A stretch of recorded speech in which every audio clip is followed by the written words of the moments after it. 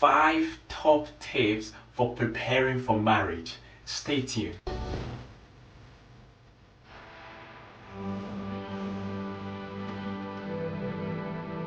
Come back. In this video, I'm going to be talking about 5 things you should do to prepare yourself for marriage. Just like any other journey or any other thing you do in life, you need preparation into marriage.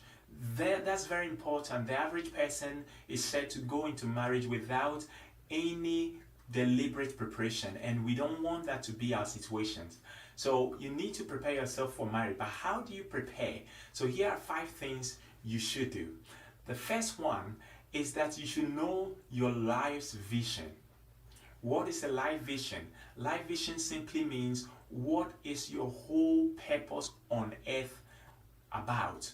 What is your life all about? So if you get to live, let's say 70 years, 80 years, or God blesses you and you live 100 years or more, what is that one thing that your life is you are living your life for?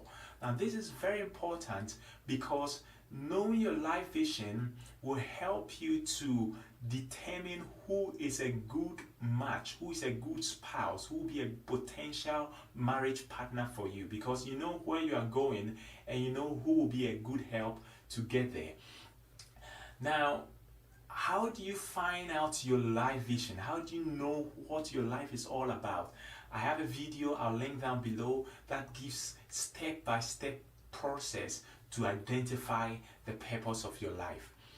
So that's my tip number 1. Now, tip number 2, you need to also learn accountability and transparency. This is so important. Now, why is this important? As a single person, you are used to going out.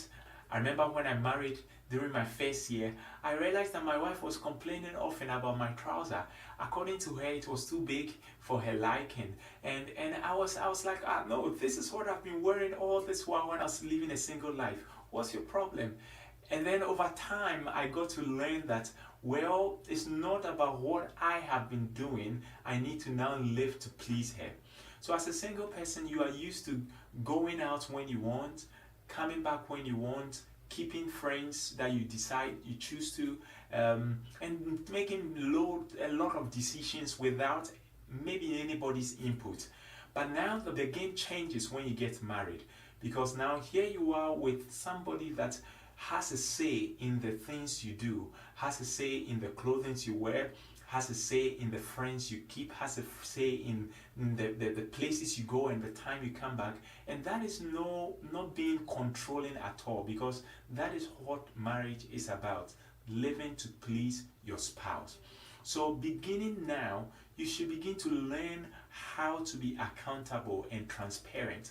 And how do you learn that?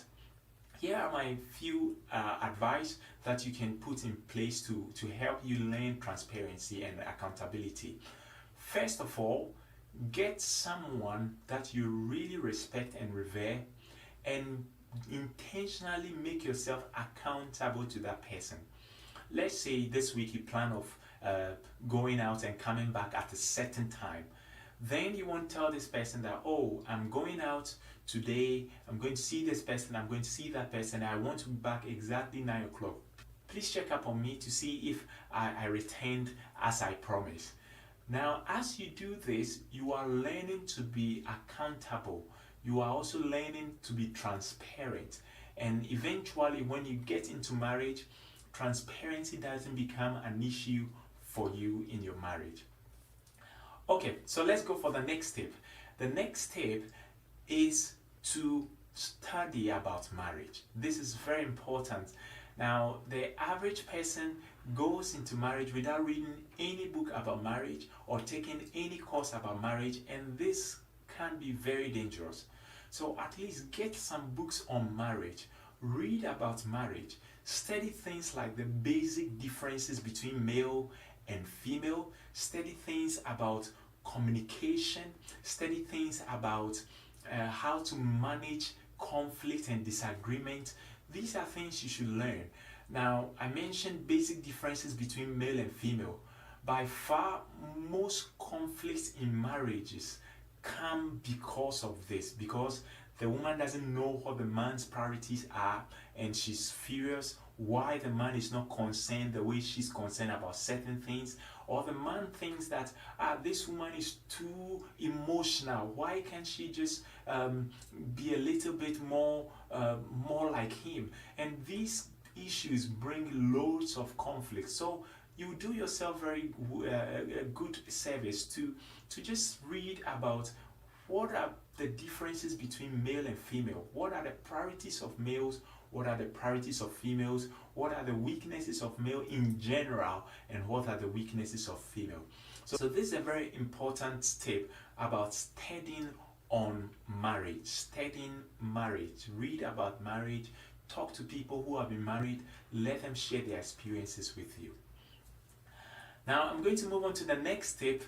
This step is about finance. Get yourself prepared financially. This is very important. Now, although money is not the motive for marriage, a lack of money or lack of it can bring many problems in marriage. So how do you prepare yourself financially? Even if you're a student, let's say you're a full-time student, find something doing, something part-time. Maybe you are very gifted at teaching. You can organize some private classes, some private tuition for people, and begin to save a bit. It's not about how much you are earning, it's about having some money down for the marriage itself, not for the wedding, but for the marriage. That's so important, because the real marriage begins after the wedding. So this is so important. Okay, last but not the least, this next step is to work on your character flaws. Work on your character. This is very, very important. Now, I agree that no man is perfect. So your spouse will not be perfect, and you also will not be perfect. But there are some character traits that can be very threatening to any marriage. So work on your character. Work to be the best that you can be for your spouse. Whether you've met your spouse as yet, or you are yet to choose somebody for a spouse, make sure you be the best that you can ever be. Now, how do you work on your character? Now, the first thing is to be very honest with yourself. Sit down and really look at your life and see the areas of weaknesses. You have to be honest with yourself and transparent to be able to do that.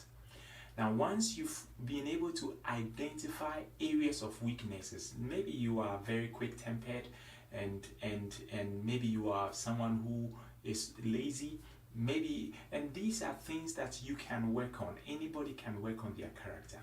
First, identify the character traits that are negative, and then begin to work on them.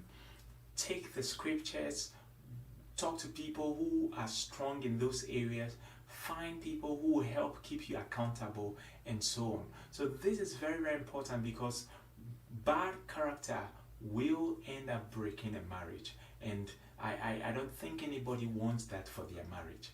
So here are my 5 top tips. I hope you enjoyed this and you like this discussion. Let me know your comments below.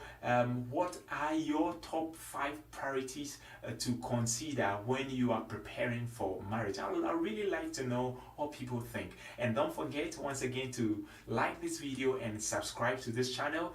That will help us bring to you more content that we'll be putting up. And we hope to see you in the next video, where we'll be talking about other areas of marriage. Until then, stay blessed.